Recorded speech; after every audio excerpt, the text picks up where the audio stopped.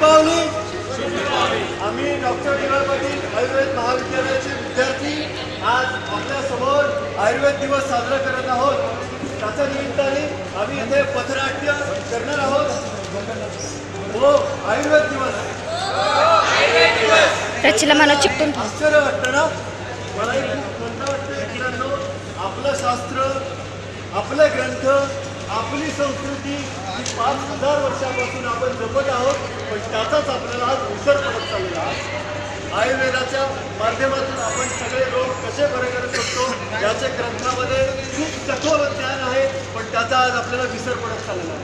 चालिका सगळ्याचे शॉपिंग किती लुटले पैसे 5,000, 10,000, 50,000. पण शरीरासाठी कधी 100 रुपयाची टेस्ट केली तुम्ही नाही का? एखादा अवयव, एखादा रोग होईपर्यंत या मानवी देहाची आपल्याला किंमत कळत नाही. त्याच्यासाठीच आम्ही तुम्हाला सर्वांना मोफत मधुमेह या विषयावरती आजच्या राष्ट्रीय आयुर्वेद दिनानिमित्त आम्ही पथनाट्यातून काही संदेश देणार आहोत. तर मित्रांनो, फक्त तुमचे 10 मिनिट पाहिजे. पुढच्या 10 मिनिटामध्ये मी जे काही शिकलो, मला जे काही माहिती ग्रंथामधला सार मी तुमच्यासमोर मांडत आहे. कदाचित तुम्हाला आज मधुमेह झाला असेल नसेल तरी भविष्यामध्ये होणार नाही याची तुमच्या मनामध्ये कुठेतरी याची खंत निर्माण होईल अशी मला आशा आहे. अरे पण आजचा दिवस का आपण साजरा करतोय? आजचा दिवस आज काय आहे? आज सगळ्यांनाच माहिती आहे, आज तर दिवाळी आहे. हो दिवाळी आहे म्हणून तर एवढी गजबज आहे. पण आजचा दिवाळीचा दुसरा दिवस म्हणजे कोणता म्हणजे आहे? आज धनत्रयोदशी. तर धनत्रयोदशी दिवशी आपण धन्वंतरीची पूजा करतो. आणि धन्वंतरी म्हणजे अख्ख्या आयुर्वेद शास्त्राचे, वैद्यकीय शास्त्राचे दैवत आहे. त्यांच्यापासूनच आयुर्वेदाची निर्मिती झालेली आहे. त्याच्यामुळे आपले सेंट्रल गव्हर्नमेंट, आयुष डिपार्टमेंट, आमचे doctor DY. Patil Ayurveda college आपल्यासमोर आयुर्वेद दिवस साजरा करत आहोत. आमचा उद्देश एक मात्र आहे, मोफत मधुमेहाबद्दल तुमच्यापर्यंत माहिती पोहोचवणे. अरे असं आहे तर चला तर मग आपण आजच्या या दिवसाची सुरुवात धन्वंतरीला नमन करून करूया.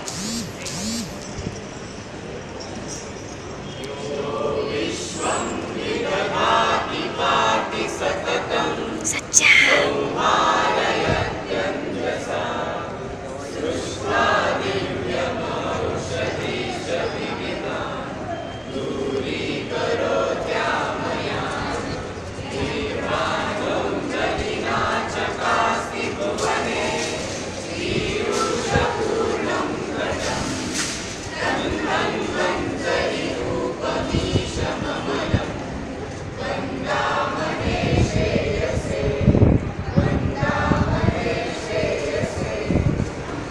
चला मित्र, आहात का माझ्यासोबत?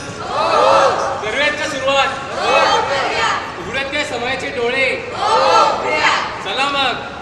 जरा चुकीचे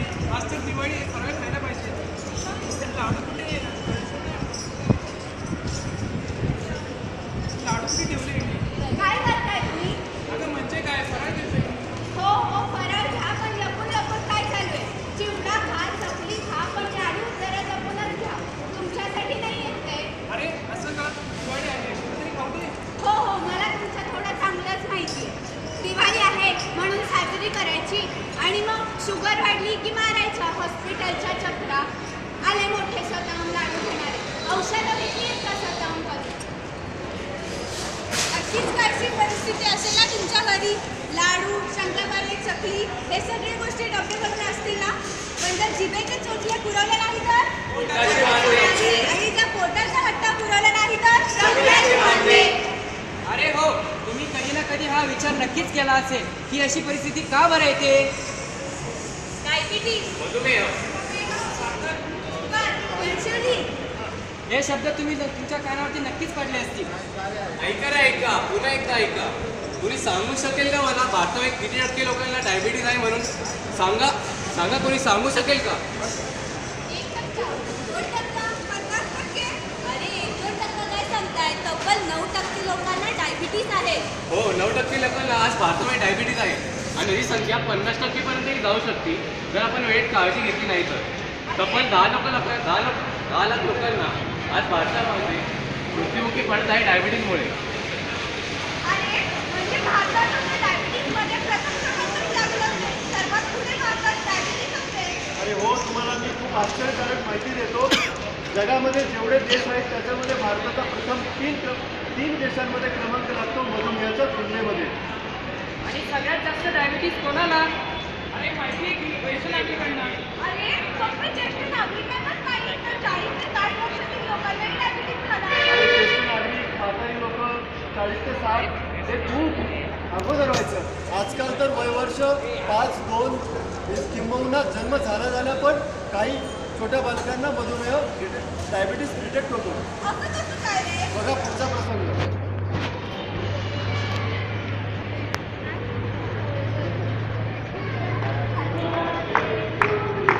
तुम्ही सगळेजण पाहता आहात की आम्ही आमच्या एका मैत्रिणीचा वाढदिवस साजरा करतो. पण या आनंदात आमचीच एक मैत्रीण जी आमच्याच वयाची आहे ती मात्र सगळ्यांपासून लांब उभी आहे. या आनंदात साजरा करतो. आता घे, हे खा. नको, आई नको. अगं पण खा. मला त्रास नाही. माझी शुगर आहे. मला डायबिटीस आहे. पण काय गं, कशामुळे झालं? आत्मसुखं स्वप्नसुखं रजनी ग्राम्योपानुपरसापयांसि नवान्नगुणवैकृतं च रमेह हेतुः सर्वकृतं सर्वं. या आयुर्वेदातील श्लोकाचा आम्ही तुम्हाला थोडक्यात एका गाण्याने अर्थ सांगणार आहोत.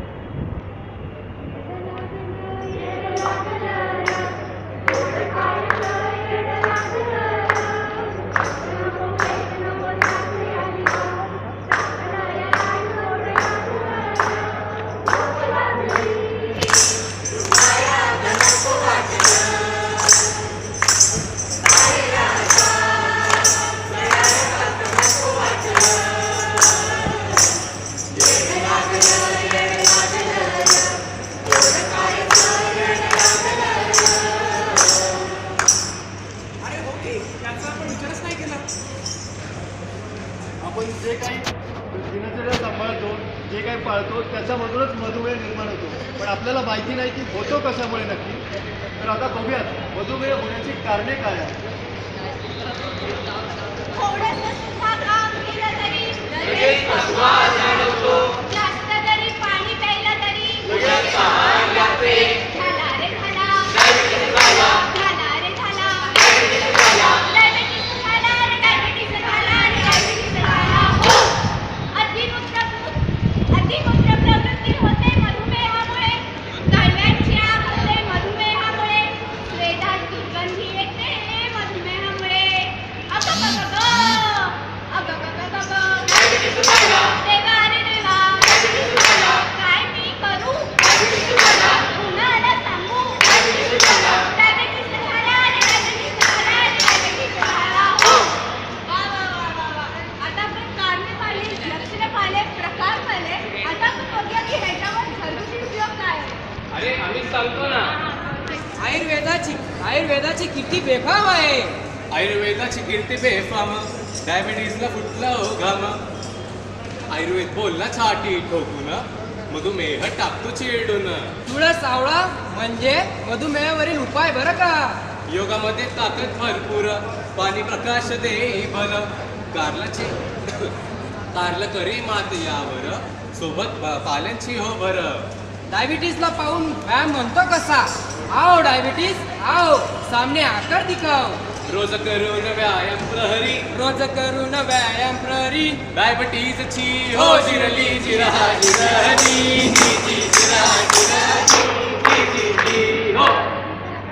चला मी तुम्हाला ते सांगते की डायबिटीसचे आपण कशा प्रकारे टेस्ट करतो.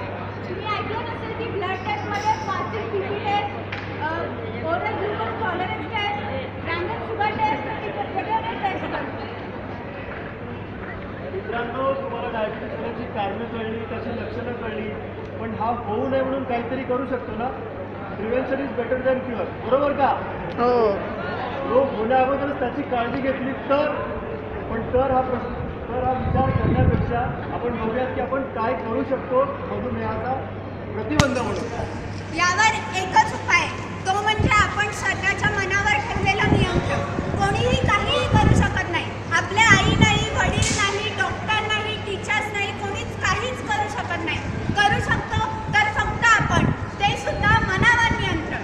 अरे हो, पण मनाला कोणी आजपर्यंत नियंत्रित करू शकलंय का? नियंत्रण करायचं म्हणजे काय करायचं नक्की? चला तर